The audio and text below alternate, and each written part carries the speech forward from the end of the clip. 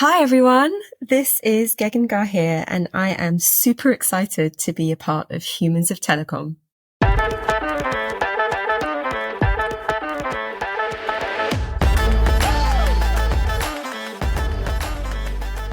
Hey everyone, a very warm welcome to Humans of Telecom, the Unplugged podcast.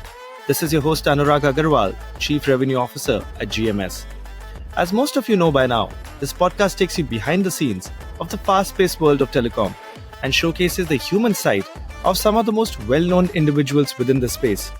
It has hosted telecom professionals from all walks of life and from all parts of the world, be that Asia, Africa, Americas, and even Europe. Within this mix of amazing people, there are some who don't identify themselves only with their professions, rather go above and beyond and create an impact around them through so many other means. And our guest today is one such individual. While she has over 18 years experience in telecommunications and technology, spanning a global community of customers, she has also been recognized as a tenacious and credible leader, committed to coaching and mentoring individuals to success. Not only that, she is someone who passionately represents issues around diversity and inclusion at an international level, and also has numerous articles and webinars published to her credit. On the work front, this individual has worked in various capacities covering operations, relationship management, sales, and business development, and has now successfully assumed a leadership role in her industry, collaborating with organizations to highlight the importance of diversity and inclusion in telecoms and technology. So without further ado, please join me in welcoming Gagun Gahir, Head of Enterprise Sales Europe at Telstra. Gagun, welcome to the show. Thank you so much for agreeing to be a part of this journey. We'd love to hear more about you. Which part of the world do you belong to? And from where are you joining this podcast today? Hi Anurag, thank you so much for having me on your podcast. I'm a regular listener, so I feel very, very lucky to be among your guests. I'm born and raised in the UK with African and Indian heritage. I'm at home in the beautiful Wiltshire countryside today, praying that the dogs are going to keep quiet whilst we're recording this. It's wonderful to have you on the show, Gagan. And I'm glad to know that you're also an ardent listener to the podcast. So I think finally the circles come all around and now it's your turn to be on the hot seat. Wonderful. So Gagan, let's start by knowing more about your journey. You mentioned that you come with an African Indian heritage, but since you've been raised in the UK, how has that experience been like? And how did career go for you? And how did you get in the world of telecom? How's this entire journey been so far for Gagan?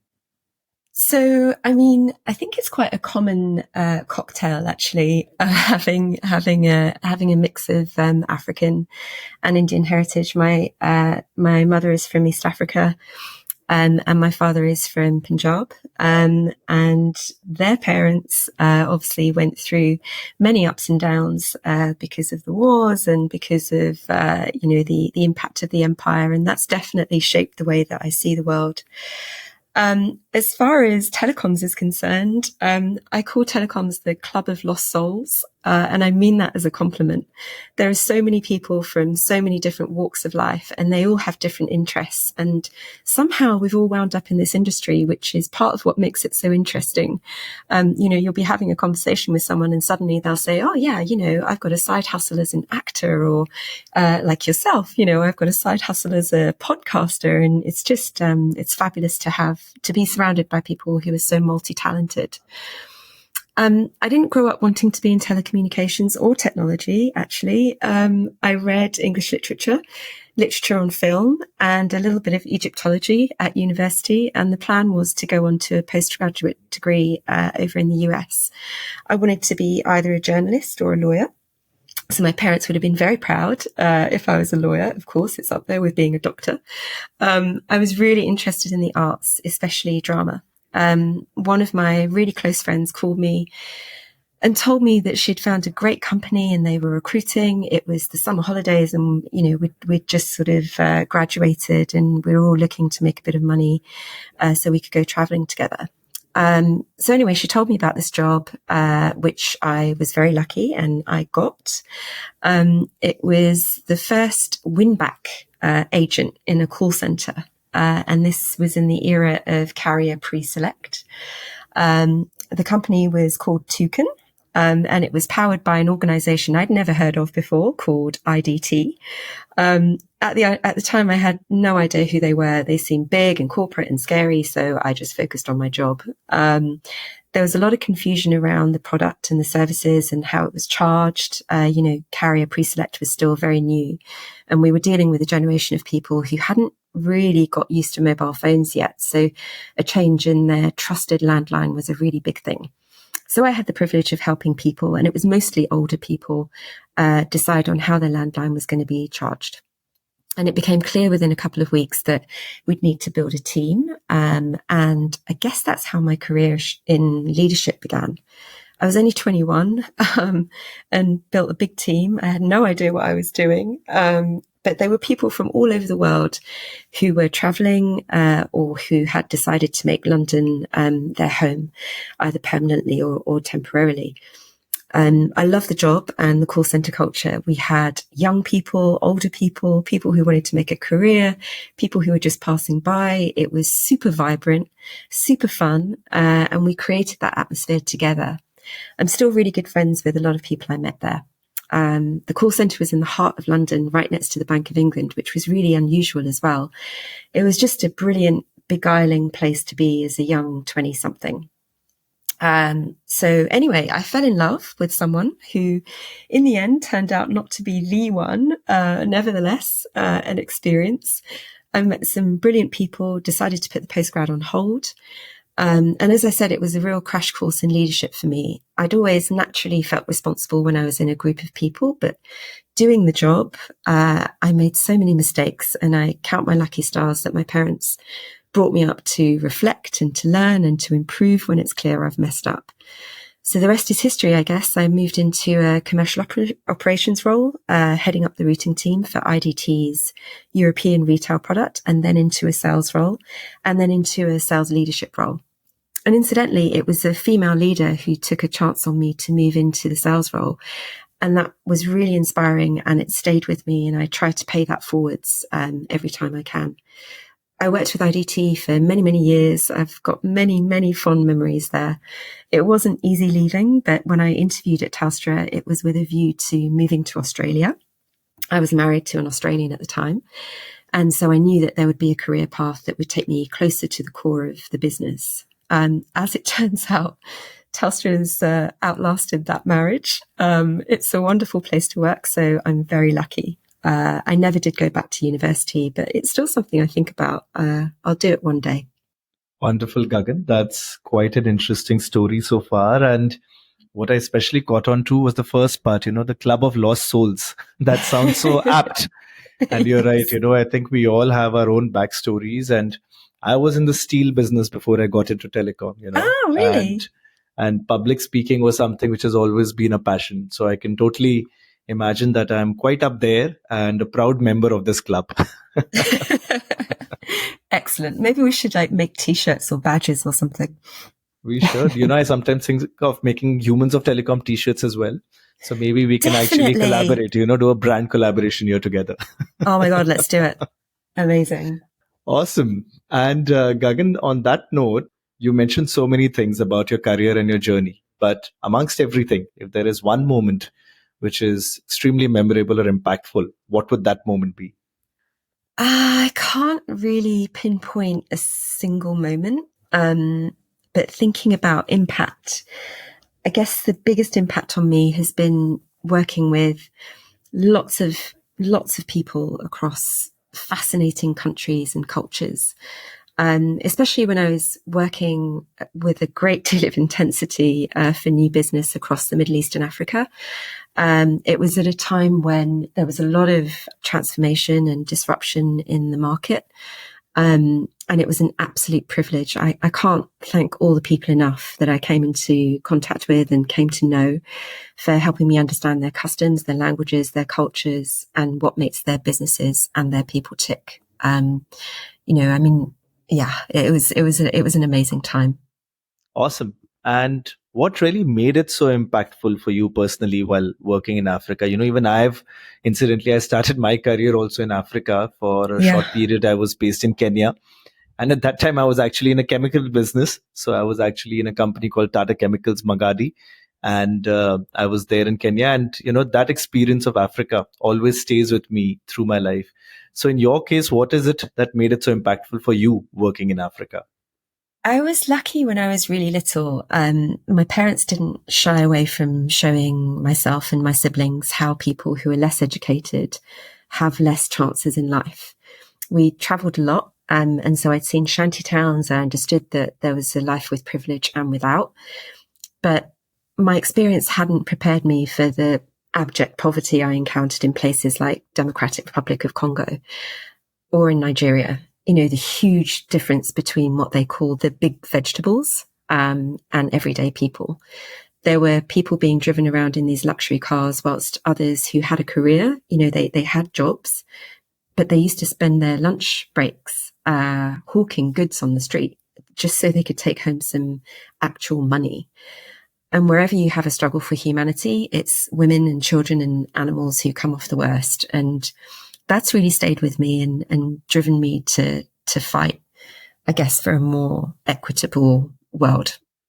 Yep, I can totally resonate with that. These were some of my experiences also in Africa. Yeah. And I can totally understand that the more impact it has on you, the more, some people such as yourselves actually get down to taking action about it. And it's so great to see that you are doing so much of advocacy around some of these issues which are plaguing our world. Yeah. And I think, when you think about what we do as a day job, there's technology, there's connectivity, but then it's the difference that it makes to people's lives. And I think, remembering that we've got that purpose, maybe it will make us less lost souls and more kind of understanding of the impact that we can have as individuals as well. Absolutely. I totally agree on that. All right. So moving on. So more on the human side of Gagun.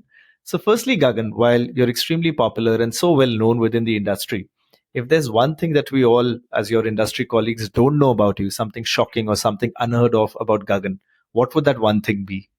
I don't know if I'm that. I kind of, I guess I force people to like me. But I guess I have a strong sense of injustice. If I see something or hear something that crosses my principles or it's unkind, I'll disengage from that person on a level that isn't easily rectified. I'm told a lot that I'm too nice, and I've been told that I don't like confrontation. I'm not a high conflict persona, and I don't particularly thrive in that environment. I don't get a buzz out of a sense of control or power through getting angry. But I do try to quietly put things right. So I try and use or create processes that will change hearts and minds, as we were saying, through a kind of higher purpose or some kind of logic rather than throwing plates around the room. My husband might say something different when I'm shouting at the world in general about the patriarchy or the horrors that we put animals or vulnerable people through. But yeah, that's a different story. So yeah, maybe that's something shocking. Wonderful. So I guess the award for miscongeniality goes to Gagun. I love Sandra Bullock. I'd be well happy with that title. Yeah, and that's a wonderful movie. I agree. All right. And beyond all that you mentioned so far, Gagun, do you have some other passion, some other interests also? What else do you do to recharge yourself? I think we all work really hard, right? So yeah, I take recharging very, very seriously. I've always enjoyed sports, but rediscovered the joy of running in my 30s. I just ran a half marathon. I've got some work to do to match the time I did. I was in my 20s, but I wasn't too far off actually, so I'm quite pleased. I live in the countryside, and there's miles and miles of beautiful tracks, which I'm very, very lucky to have on my doorstep. It's getting pretty muddy out there right now, but there's nothing better than running to the top of a hill and getting some perspective.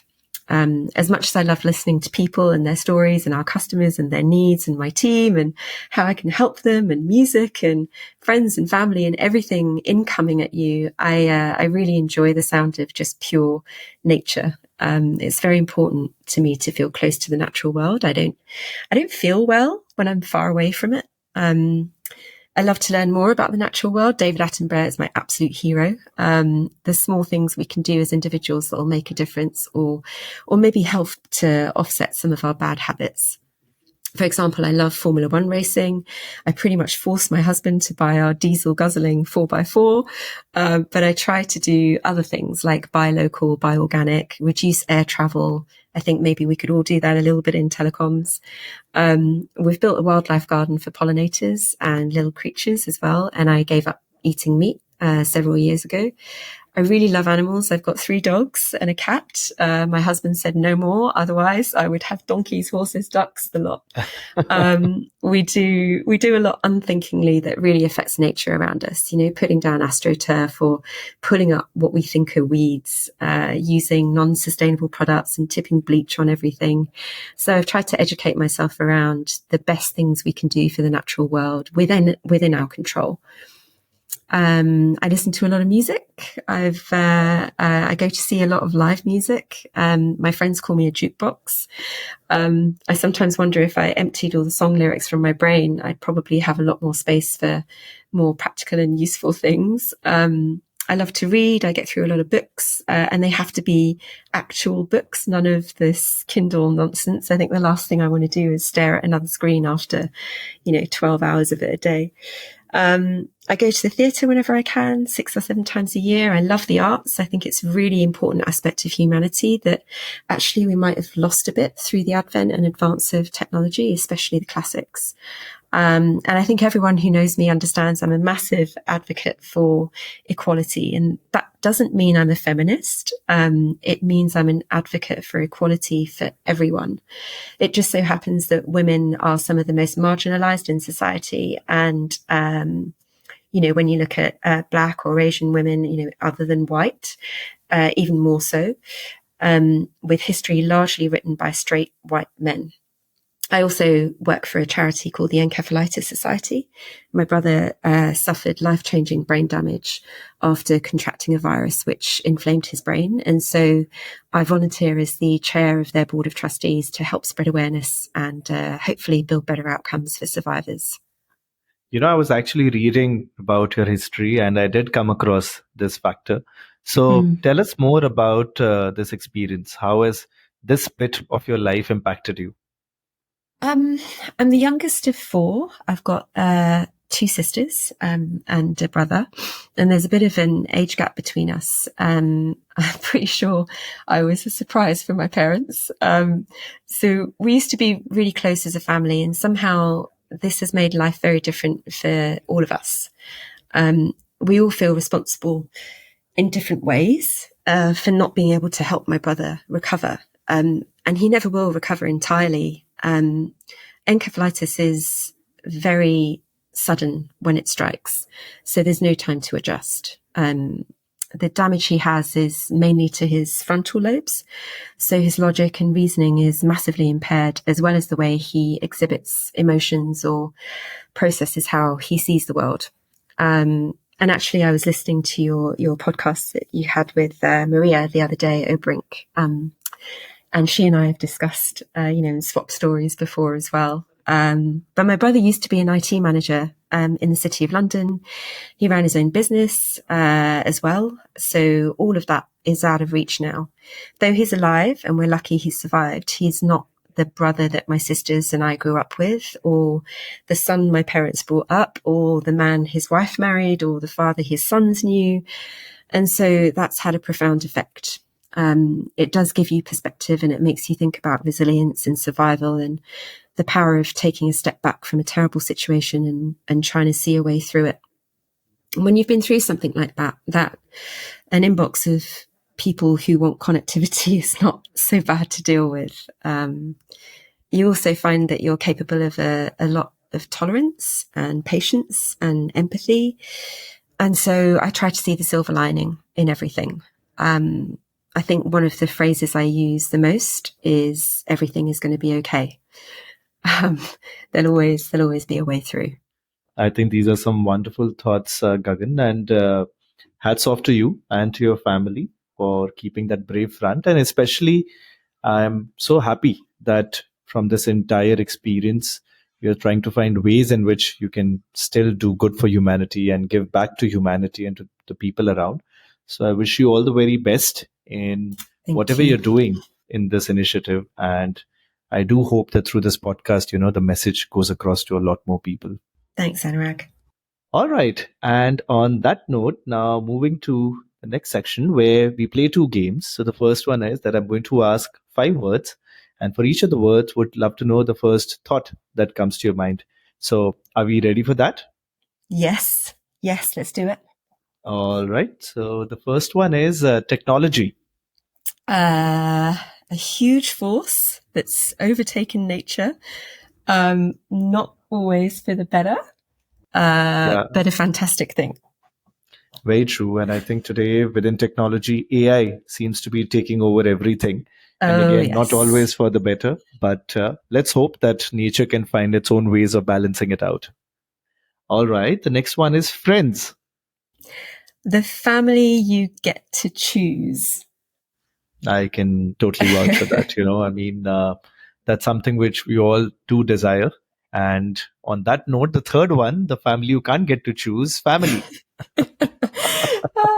Yeah, what can I say? I guess you get to choose whether you're going to be friends with your family or not. But no, I mean, family means a lot to me. As do friends. I think the people that you surround yourself by are incredibly important. And actually, I think it's one of the amazing things about the telecoms community. I think we are very supportive of each other, and we advocate for each other, and we try and help each other through. And it does feel like a big family. Absolutely. I can totally vouch for that. Okay. The fourth one, something very unusual, food. It's very important, Anurag, and we're coming up to Diwali. So that, we've all been eating lots of heavy food if we've been working up to the celebrations. But yes, I love food all the time. If I'm not eating it, I'm thinking about what I'm going to make next or what we're going to do next to eat. I'm also a big fan of wine, and I'm a big fan of champagne. So yeah, love it. Love cooking it. Love feeding people. I eat too much. This is a good job I run. Wonderful. And the last word for the day, career. Oh, career. So I think this is a means by which you can mobilize your education and your experience to affect the change that you want to be the agent for. And I do this a lot. So this is one of my terrible habits. I'll always look at where a word has come from, the etymology of a word.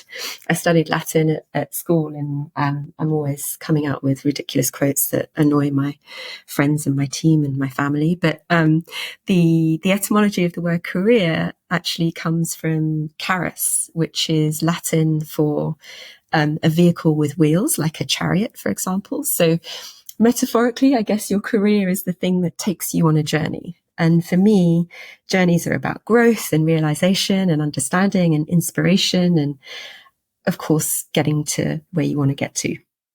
Wonderful. I must say that other than Miss Congeniality, I think also the award to be the most eloquent of all the guests so far also goes to Gagun Gahir.